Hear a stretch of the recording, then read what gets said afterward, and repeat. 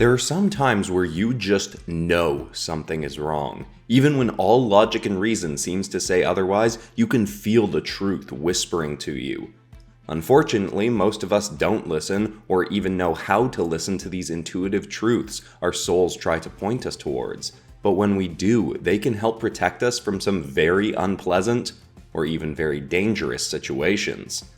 This was a voice Chamile Hadsia had always had a difficult time trusting. She'd felt like if she couldn't explain why she needed to do something, then she couldn't justify it, so she just let that voice talk to itself in the back of her mind. But if she ever did learn to follow its guidance, her entire life could dramatically change for the better. One of these whispers came to her on the day she and her two closest friends, Rosie, Lizaro, and Hendrick Rocko, were watching a Unitalia Vigilants middle school tournament. Being in high school themselves, it would normally be a bit odd to go to this tournament, but the small stadium it was in was packed with curious people come to watch the competitions because of some very unique participants. Unitalia's Vigilance tournaments at any age range and tier were already inherently unique compared to the rest of the world because of the way many fighters in the country got their powers. While 22.2% of people in the world developed superpowers naturally, in Unitalia, people could make bonds with native creatures called Biunites, who had their own abilities. These creatures could either fight under the command of their human partner in Vigilance tournaments, or fuse with their ally, and grant their human the Biunites' abilities. Nowadays, the only way people tended to make bonds with these creatures was using very expensive devices called bond bands, made and distributed by a company called the Averitt Corporation. But the tournament Chamile and her friends were watching was fascinating because 3 different fighters were not using these bands at all, and were absolutely sweeping the competition. The first of the semi-final battles was about to begin, and Rosie grabbed Chamile's wrist and said, "This is amazing, my mom has been right all along, we don't need one of those stupid bond bands to get Biunites." Chamile barely heard her and just felt her whole body flush in response to Rosie's hand being on her. Rosie suddenly noticed she was still holding her and blushed too, then let go, turning back to the fight awkwardly. I bet this fight is only gonna last 30 seconds? That Junko kid is incredible." Chamile wanted to agree, but instead said, "That would be pretty cool, but that Leo kid and his Biunite are pretty insane too." On one side of the field was an Intertalia middle school student named Junko Inoue. Her Biunite was called Ahimonyo and was a flaming flying serpent. They were starting the fight merged together, so she had wings and a flaming tail that could fling fireballs at her opponent. She wasn't using a bond band, but her opponent was. Leo Kilos had one of the biggest Biunites Chamile had ever seen. It was called Onatala, and it was like a lion mixed with a gorilla made of metal. Leo wasn't merging with his creature, just standing back with his arms crossed, looking irritated. Though, to be fair, Junko's expression was similar, just a bit more smug and confident looking.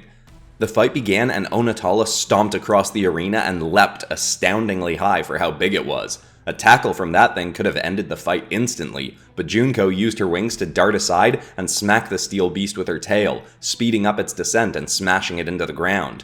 It recovered quickly, reached up and grabbed her tail, but she flexed the limb, and a surge of flames burst out all around her, flashing right into her opponent's eyes and making it let go. She then flew right across the field to Leo.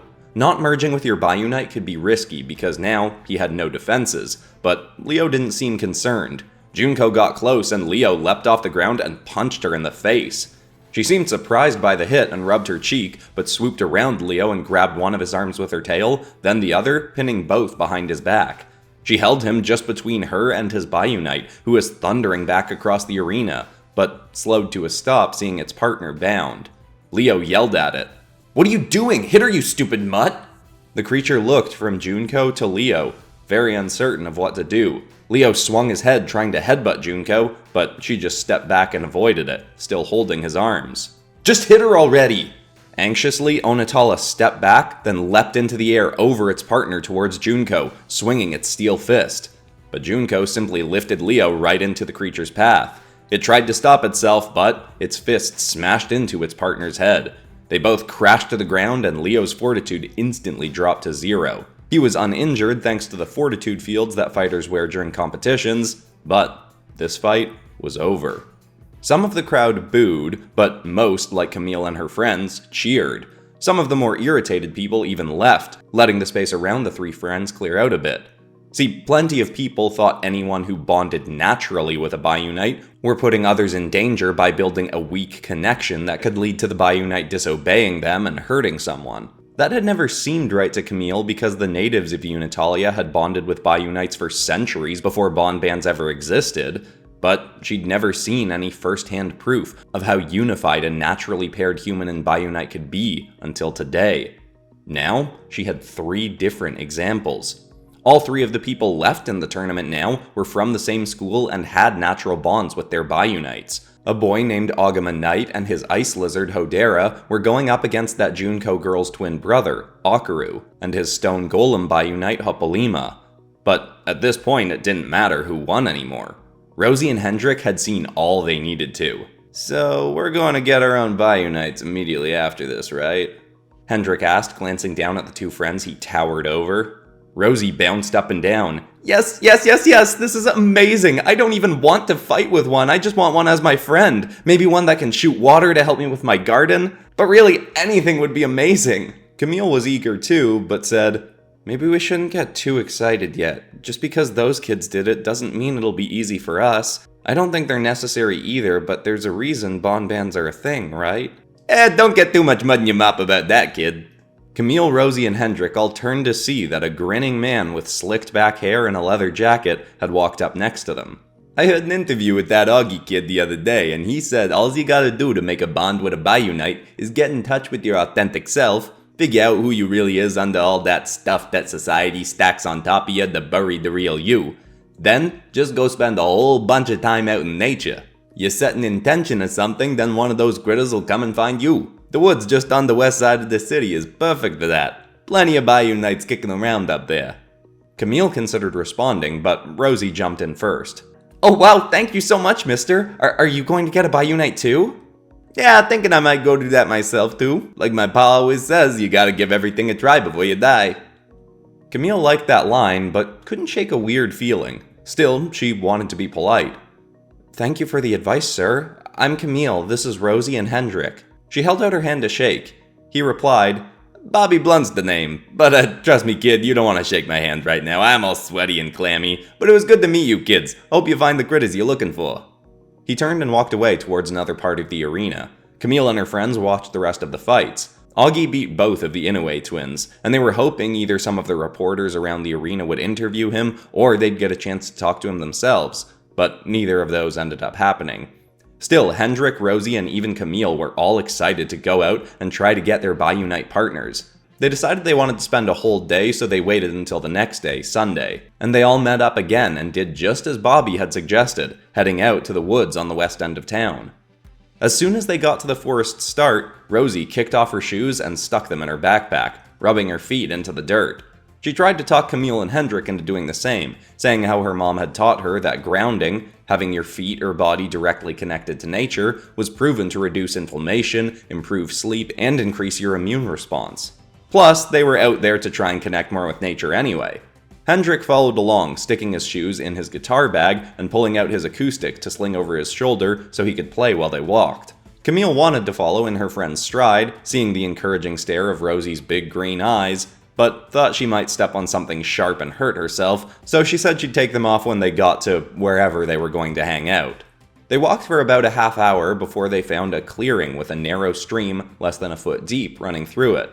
They settled there, and the calming music Hendrick had been playing shifted abruptly into more explosive rock. Rosie was walking into the stream to cool her feet when she said, "So not the vibe, Hendrick. Go back to the soothing stuff."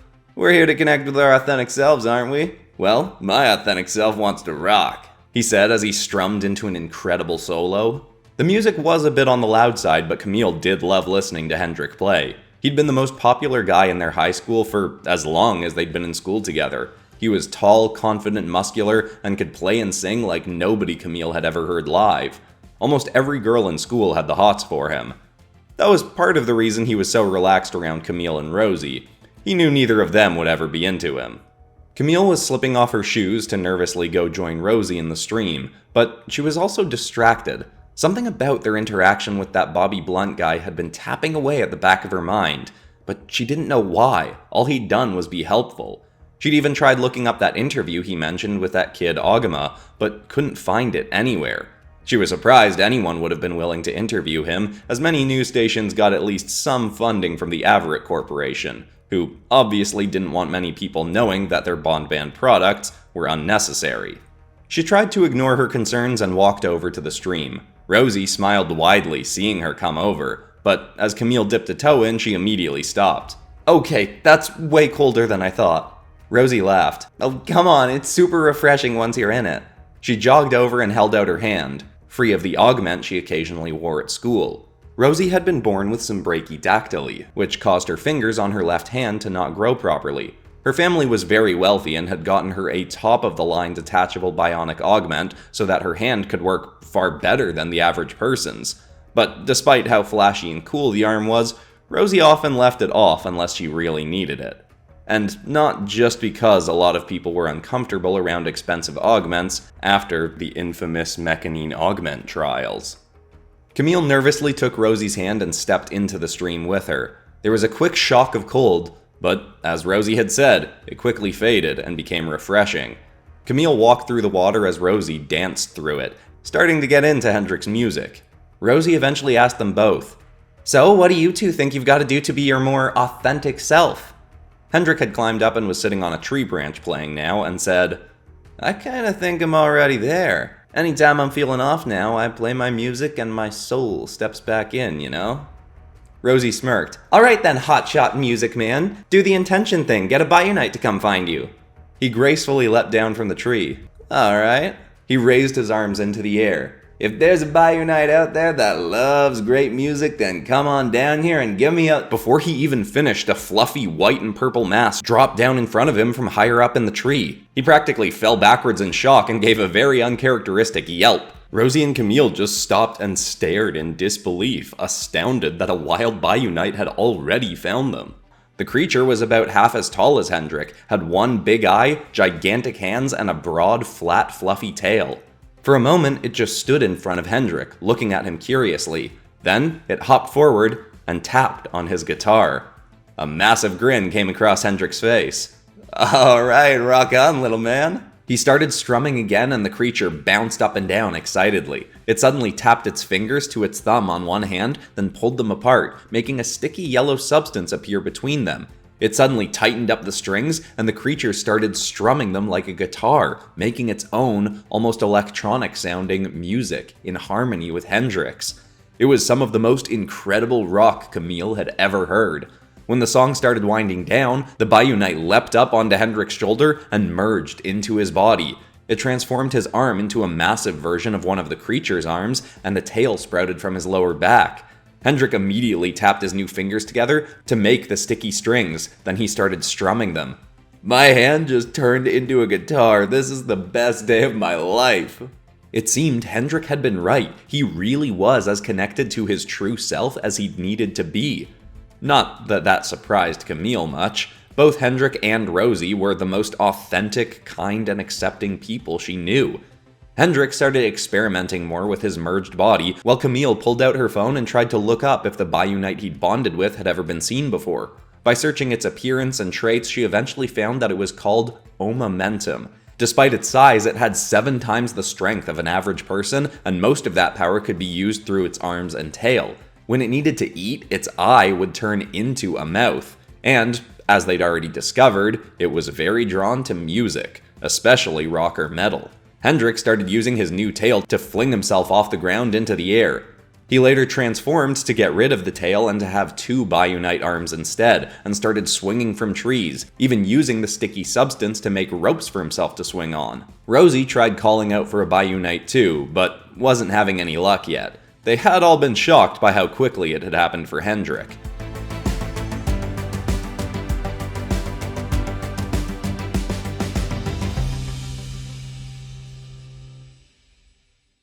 After an hour of flinging himself around and learning to play his new guitar hand, Hendrick separated from Omamentum again so it could play with all of them. It splashed into the stream and used its massive tail to smack water all over Rosie and Camille. It was one of the greatest afternoons of Camille's life. Until something happened. Chamile stopped splashing around when she thought she heard some kind of very fine, high-pitched ringing in her ears. It was the kind of thing that was easy to ignore, so she just tried to get back in the moment. When she saw that Omamentum's eye had turned into a mouth with sharp teeth and it was hissing. The fur on its back had stood up and hardened into spikes, and it was thrusting its head forward at Rosie, as if to ward her away. Hendrick quickly rushed over and knelt down with his guitar. "Hey, buddy, what's up? Just chill, it's all good." Hendrick started playing again. Slowly, the creature's defenses started to fall away. Its mouth vanished and eye reappeared, although it kept looking around angrily, until it jumped up and wrapped itself around Hendrick's shoulders and held on to him, lightly growling. Rosie then said, Thanks, Chamile, but I think I'm good now." Chamile suddenly realized that she'd run over and was holding her arm in front of Rosie as if to protect her. She hadn't even realized that she'd done that. Right, yeah, okay.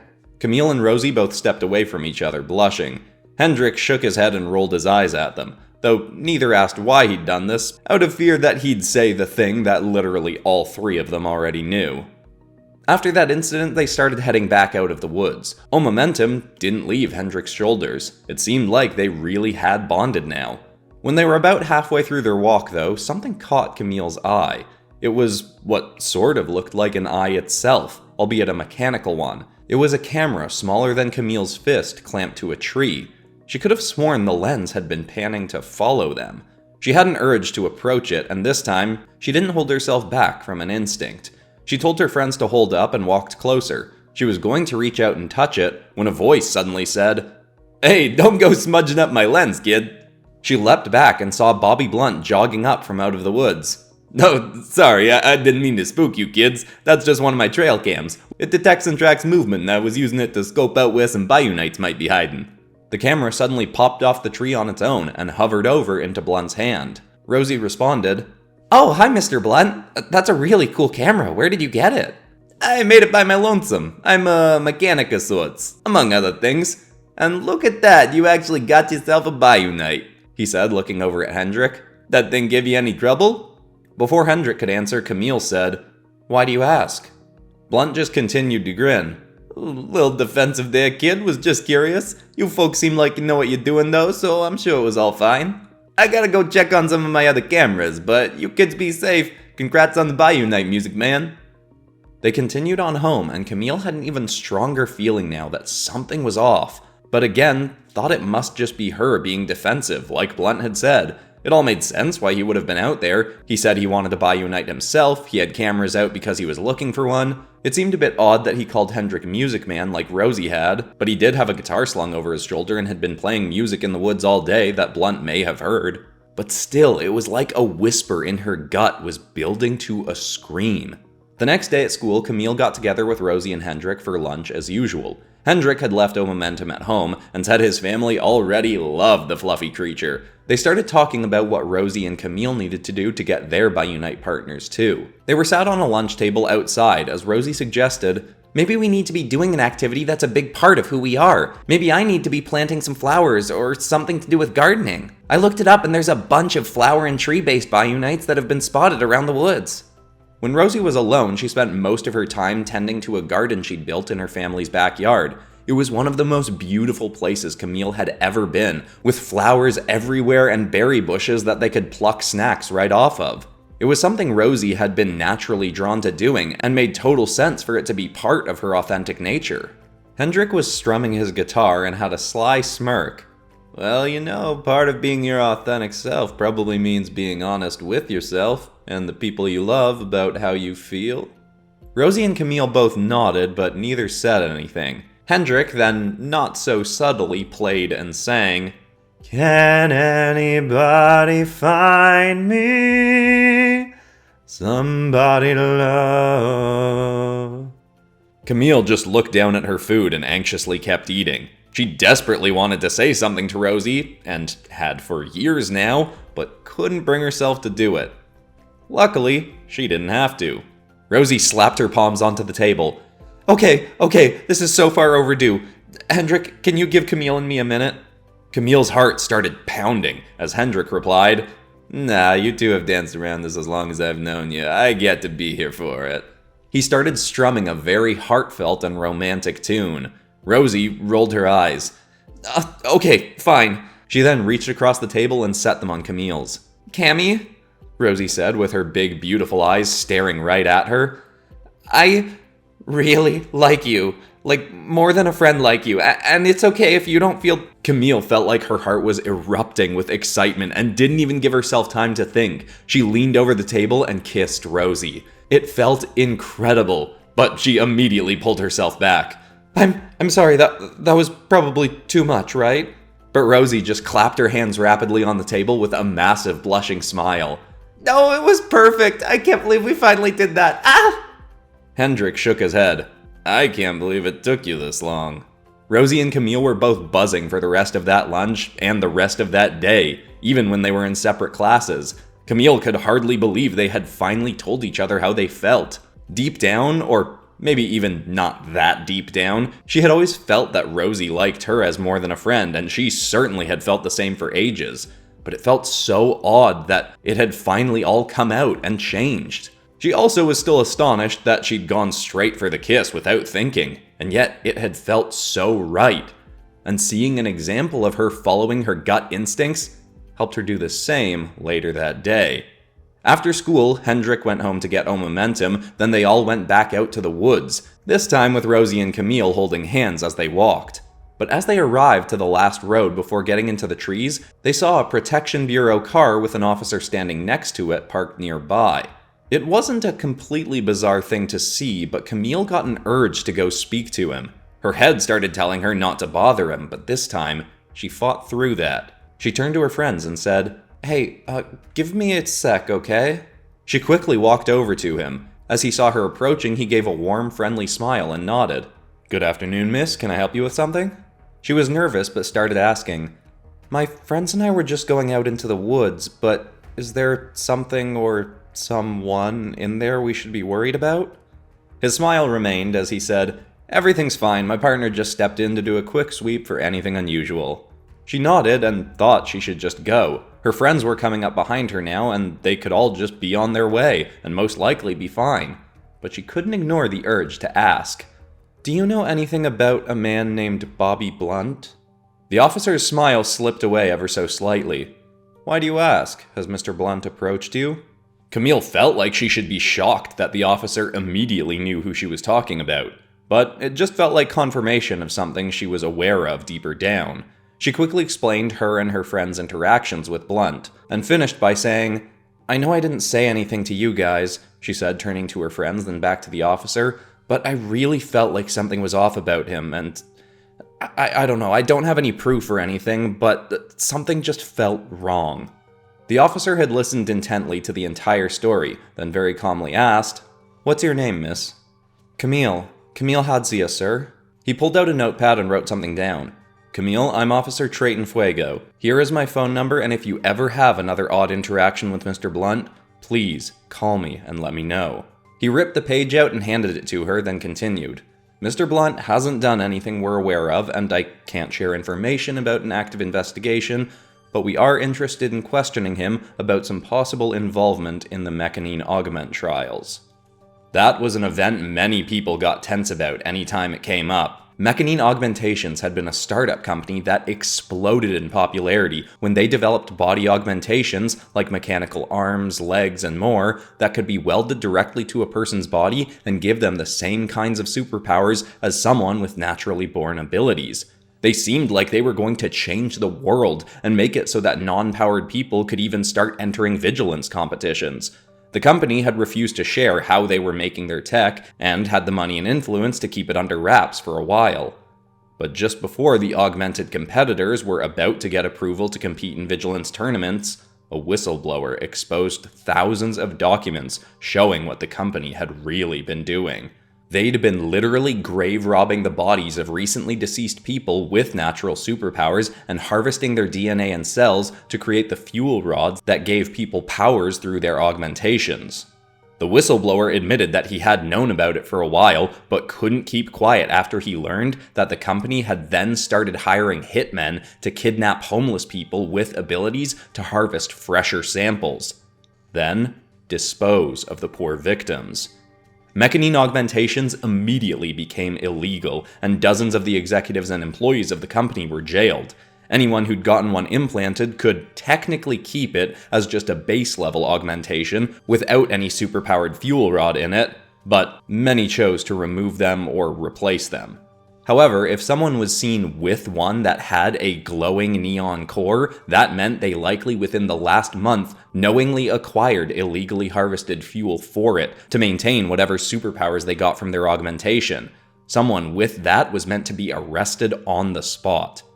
Ever since these trials, anyone with an augment, even a normal one like Rosie's, could get an uncomfortable side-eye from someone walking down the street.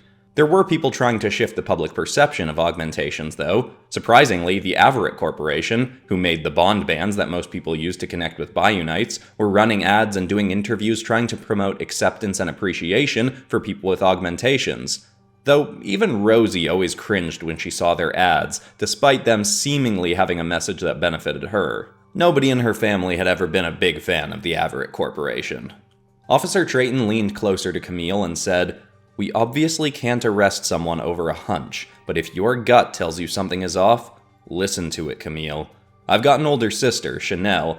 She's a lot more intuitive than I am, way better at listening to her gut, but she always told me to consider a strong gut feeling like a higher power telling you a truth that you just can't yet see the evidence of. You see Mr. Blunt again and he gives you another bad gut feeling, you find a way to get out of there fast, and give me a call, alright?" Chamile nodded. "Thank you, officer." He nodded back. "Call me Trayton, and you're welcome. Now go have some fun." Chamile turned and walked back towards the woods with her friends, saying, "I'm sorry I didn't tell you guys I had a weird feeling about him." Rosie grabbed and rubbed her arm. "It's okay, but you do have to tell us that kind of stuff. You're way better at reading weird vibes than us."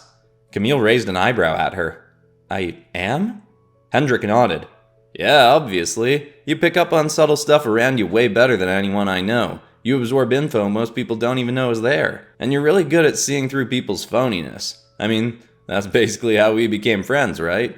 Chamile still felt confused.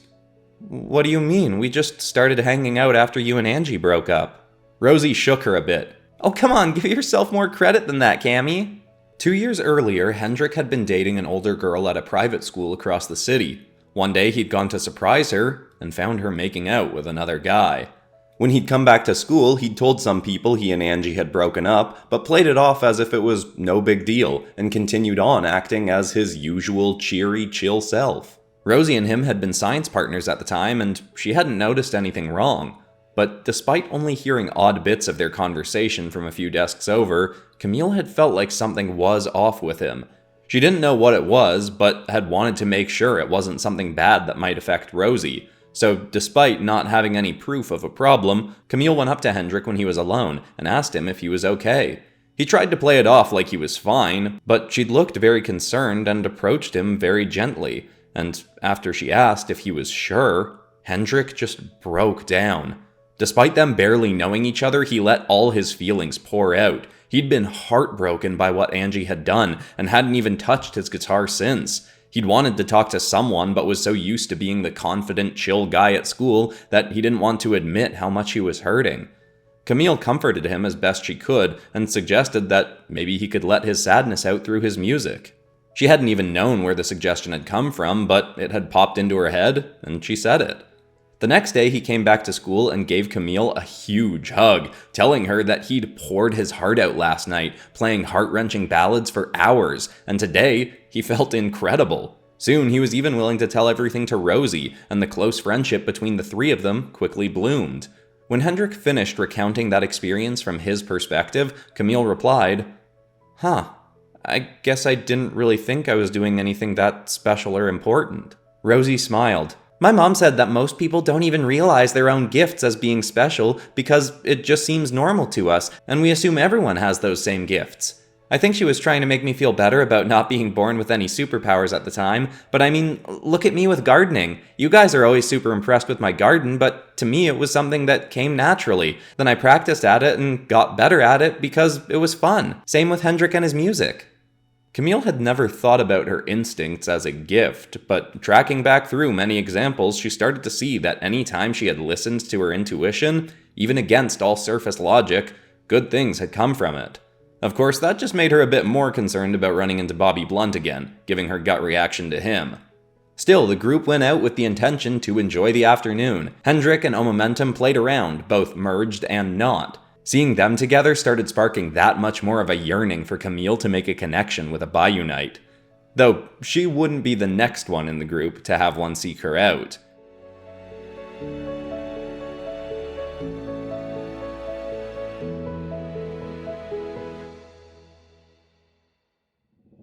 Rosie had brought some flower seeds out to their little clearing and planted them around the rim. As she did, she quietly said, "If any Biunites are out there and want to help me with my garden, I'd just totally love that." No creature had just sprung out like it had with Hendrick, but Rosie wasn't bothered. They all continued to hang out and chat, and Rosie and Chamile snuck off a couple times to be alone together. One of those times, they were coming back to the clearing, both with massive grins, when they heard Hendrick say, "Hey Rosie, I got a feeling this one's here for you." They both looked over to him and saw that there was a big bundle of vines with an orchid flower-like head marching through the clearing on the legs of a small dinosaur. Rosie jumped up and down, clapping excitedly. "Oh my gosh, are you really here for me? Oh, you're even more adorable and perfect than I could have imagined." Chamile was ecstatic for Rosie. But it only lasted for a second, as she started to hear a familiar, very faint, high-pitched ring. Rosie was about to run towards the Biunite, but Chamile held her back. "Wait, Rosie, wait. Something is wrong." Rosie was going to ask what, but then saw the Biunite had suddenly sprouted half a dozen Venus flytrap mouths and was hissing. At the same time, Omamentum had leapt off Hendrick and lurched into its defensive stance once again. Hendrick started playing his music for his Biunite, and that did calm it down as it had the last time this had happened, but the orchid Biunite was still slowly spinning, hissing at the three teenagers. Chamile then started looking around, and a glint of light from a nearby tree caught her eye, but she stopped herself from looking right at it. Instead, she slowly walked in front of Rosie and started pulling her around the edge of the clearing, past the new Biunite, to get to Hendrick. When they reached him, Chamile asked, "Hey, Hendrick, can Omamentum understand you, like when you talk to him?" Hendrick continued playing and keeping an eye on the aggressive bundle of vines, but replied, "Seems like he can, yeah, why?" She whispered something to him, then he whispered the same thing to Omamentum. The creature suddenly sprang up into the trees and disappeared. Hendrick played a bit louder, making sure his creature ally could still hear him where it was headed. They continued watching the angry Biunite, and it started slowly but aggressively marching towards them. Chamile suddenly felt a surge of fear. Omamentum had likely been their only defense against this thing, and she just sent him away. Had that been a mistake? But seconds later, Omamentum sprung out of the top of the tree where Chamile had seen something and snagged an object off of it. The Biunite looked at the object in its hand, then held it up and waved it at Hendrick. Even at a distance, Chamile could tell it was one of Bobby Blunt's cameras. Just then, the ringing in her ears disappeared, and the new Biunite started to calm down. Chamile turned to Rosie and quietly said, "Rosie, please bond with your Biunite fast, okay? We've got to get out." "Hey, would you let go of my camera, you little gremlin?" Bobby Blunt suddenly ran into the clearing. "Oh, hey kids, sorry about having my cam in your space. Just figured this might be a Biunite hotspot, you know?" Hendrick started to say, "Are you filming?" But Chamile cut him off. "It's okay. Here, let me get that for you." She sped over to Omamentum and reached out her hand. With a nod from Hendrick, it handed her the camera. She wiped off the lens and marched towards Bobby. As she did, she glanced back and forth at each of his arms, thinking about when he'd refused to shake hands with her. She wasn't sure what, but something was different about one of his hands. She got to him and tried to bury her nerves as she said, "Sorry about that. Still getting used to keeping Hendrick's Biunite under control." She held out the camera very deliberately to his right side to hand it to him, but he reached up with his left hand anyway to take it. "No worries, kid. Like my pa always said, you don't always know what you're gonna get when you adopt a wild pet." She smiled politely, and as she was turning, took one last good look at his right forearm. As she did, her heart stopped. She noticed a faint but certainly present pulse of green glow from beneath his skin, which on closer inspection didn't quite look like skin. She finished her turn and started walking back to her friends, seeing that Omamentum had leapt back onto Hendrick's shoulders, and Rosie's new friend had finally calmly come up to her and was merging with her for the first time.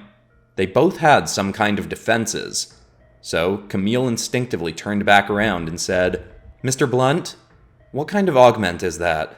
She pointed at his right arm. He chuckled. "An augment? What are you talking about, kid? Is the heat getting to you or something? I mean, I get it, the sun can get to me too when I'm out in it for too long, but like my pa used to always... Whatever, forget it." He pulled the sleeve of his jacket farther up and revealed what looked like a crease in his flesh. He stuck the thumb of his other hand into it and started pulling off a rubbery sleeve that had once looked like his skin. "You know, I done a lot of not so nice stuff, but I still got rules. 1, never work for no big, greedy corporate fat cats." He tore the sleeve all the way off and revealed a high-tech augment with a glowing green neon fuel core. "And rule 2 is never kill kids. I was already breaking that first rule on this job." He looked back up at her. "Why you gotta go and make me break the second one too?" He pointed his augmented fingers at her and an explosion of green lightning fired out at Chamile. Rosie screamed in horror. Chamile didn't even have time to throw her arms up to block the blow. It struck her dead in the chest. And strangely, a burst of dirt plumed out of her, and she felt little more than a zap. She looked down and saw that her left leg, up to her chest, had all been turned to dirt. "Ah, look at that. That really ain't normal, kid. I'd see a doctor about that. You know, if I was gonna let you get out of here alive, that is." He fired another shot, and the dirt shifted from her leg up to her head. Again, she was hit, but the shock had barely any effect. The dirt suddenly shifted into green scales and sprung out of her body to the ground. It dove into the dirt and moved as though it were swimming right towards Bobby. It leapt out of the ground right at him, holding a rock in its foot and shifting into stone. Bobby shot at it with more lightning, but did nothing to this new Biunite's rocky hide. The creature swung 2 stone tails and Bobby just barely raised his arm in time to block it. Even still, he was smacked over and rolled across the ground. The Biunite landed and quickly ran back over towards Chamile, shifting into its normal form. That was her first good look at it. It was a green and black chameleon with a red head and red stripe down its side. It looked so excited to be running at her that she ignored all the shock and eagerly allowed it to leap right into her body again. This time it converted her legs into agile reptile limbs and sprouted one long tail. She intuitively used that to grab a rock, and her new Biunite parts shifted into stone. Chamile was incredibly excited by the bond, but wasn't out of danger yet. Bobby was picking himself up and pulling something out of his inner jacket pocket. "You know what? It's actually pretty nice of you to smack me around a bit, 'cause I'm gonna feel a lot less bad about taking you out now." To Camile's horror, he'd pulled out 2 more neon tubes of different colors and clamped both into his augmentation. "Yeah, that's right, kiddos. I taught Mechanine how to make some pretty sweet stuff, but I saved the top-of-the-line tech for myself." Chamile didn't have time to process what that meant. Hendrick and Rosie had come up next to her, both bonded with their Biunites. Rosie asked angrily, "Why are you doing this? What did we ever do to you?" He aimed his hand at them again. "I want to tell you, kid, I got a whole fun monologue I could give, but on the off chance you get away, I can't have you blabbing no info about my new employers. Bad for the old rep, you get it." He clenched his fist, and a dozen crimson light construct stones appeared around him. He thrust forward, and the boulders all fired towards the group. Chamile jumped in front of Rosie and smacked some away with her stone tail. Hendrick used his tail to fling himself over them all. As he flew through the air, he tossed a massive glob of his yellow sticky slime at Bobby. The augmented menace activated another tube and fired a beam of ice at the goop and froze it solid. He batted the icy goop aside and it shattered as Hendrick continued towards Bobby with his fist raised. Bobby activated another part of his augment, but before he could do anything else, a tangle of vines wrapped around his ankle and yanked him to the ground. He was being dragged towards Rosie and Chamile, but made a sharpened red rock appear and slammed it down, chopping the vines. The ones on him instantly withered and crumbled, and he leapt back up. He just barely noticed Hendrick, having landed behind him, leaping in for a punch. Bobby aimed his arm back and shot another bolt of green lightning. It struck Hendrick's Biunite arm, and he flew backwards, twitching as he hit the ground. Bobby smirked at his hit, but when he glanced back, was kicked dead in the chest by a stone foot. He dropped back to the ground, winded, but rolled aside and dodged a stone tail smashing down at him. Chamile said, "You were trying to get footage of us getting attacked by Biunites, weren't you?" From the ground, she swung her tail sideways and hit him, sending him rolling farther across the clearing. That was why you convinced us to come out here in the first place, right? Tons of people hate the idea of natural Biunite bonds, so I bet someone hired you to get footage of kids getting hurt trying to make those bonds. You followed us, set up cameras, then used some kind of sonic waves to try and make the Biunites we found go crazy. It was faint, but I could hear it. She leapt towards him with her tail up, but from the ground he flung another crimson rock at her that smacked her off course. Picking himself up again, he said, "Dang, kid, you're way smarter than I thought. Now I really gotta kill ya." He flung another cluster of light boulders at her and Chamile leapt up to kick them away, but as she did, he fired a bolt of lightning at her as well. Her Biunite clearly tried shifting up her body, but it had only partially converted her when she was struck. This time she really felt it and was blasted backwards, shaking far more than Hendrick from his hit. She couldn't control her body as Bobby marched towards her on the ground. But before he even got close, vines shot across the field around him and grabbed each of his limbs, holding all of them apart, with an extra thick set of them binding his augmented arm. Rosie, with a furious look on her face, marched towards him with her arm outstretched, the vines spawning from it. "Nobody hurts my new girlfriend!" But as she said that, she suddenly turned back to Chamile. "Oh my gosh, I mean, not that we've, talked about official labels or anything. I was just..." Chamile could still barely control her twitching, but raised a thumb and muttered, No, you're good. I like it." "Oh yay, okay," Rosie replied before angrily turning back to Bobby. "Now let's get that stolen power off you." She made the vines around his augment squeeze tighter. Pieces started to crack and crumble in. He screamed furiously, "Don't you dare, you tree-hugging brat!" Suddenly, blades popped out of his bicep and forearm and sliced the vines enough for him to tear his arm free. He fired another bolt at her, but with his arm now damaged, the sparks flew everywhere and barely hit his target. Still, Rosie had to retract most of her vines to protect herself, and Bobby pulled himself free from the rest. He looked at his arm and saw it now sparking and twitching. I hate having to fix this stupid thing. Whatever, this job ain't worth this." He sprayed a massive wall of thin ice onto the ground between him and the group. Rosie swung her vines at it, but by the time she broke through, he was gone. She probably could have chased him down, but was far more concerned about her friends. She ran over to Chamile and dropped to her knees. Cammy, are you okay?" Chamile was still twitching a bit, but nodded, looking up happily into Rosie's eyes. Yeah, I'm good." Rosie leaned her head down and kissed Chamile. Some literal sparks shot between them, but they both kissed through it. That is, until they heard, "I'm fine too, in case anyone was wondering." They looked back over to Hendrick, who was up and limping towards them. Rosie helped Chamile up and they both went over and gave him a big group hug. They may have just had their lives threatened by a madman, but looking past all that, they had also done it. They'd all made natural bonds with Biunites. They later learned that Rosie's Biunite had been seen before and was called Puamo'o. Chamile's had technically been seen before too, but nowhere near the forest they were in. It was called Kāmaua and had likely come from very far to find Chamile. But before learning any of that, they'd called Officer Trayton, told him everything, and gone to meet him and his partner at the edge of the woods. A much bigger search was then started for Bobby Blunt. For the next week, Protection Bureau officers were placed on watch near all the teens' houses to ensure he didn't come back for them. It seemed, though, they were safe. In fact, far better than safe. Chamile hadn't even realized how often she repressed her instincts and second-guessed herself, but now that her friends, and her search for a Biunite partner, had helped her become more aware of it, she was far more confident and living much more genuinely as her true, intuitive self. Not only that, but she had a girlfriend for the first time ever, and a great relationship growing with Kāmaua. And unlike Rosie, Chamile would consider using her new abilities to compete in Vigilants tournaments.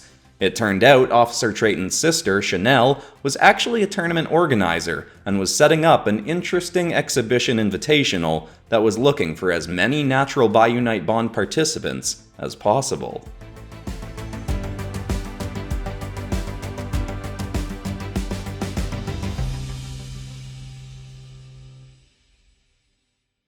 Huge thank you to everyone who sent in their own original Biunites for this episode of Vigilants, and extra special thank you to the 3 participants who were chosen. Bees in a Trench Coat, who sent in Omamentum, Claire Bellamere, who sent in Puamo'o, and Jam Luxro for sending in Kāmaua.